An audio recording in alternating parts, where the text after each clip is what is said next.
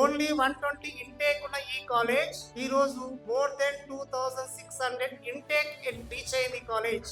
I congratulate all the graduates who are becoming a graduate today. ఈ కాలేజీకి గత 40 ఏళ్ళు ఎంత చరిత్ర ఉందో గత 10 ఏళ్ల చరిత్ర అంతకంటే 4 అంతలు ఎక్కువ అభివృద్ధి చెందిందని చెప్పడానికి చాలా గర్వంగా ఆనందంగా ఉంది. Make bold choices.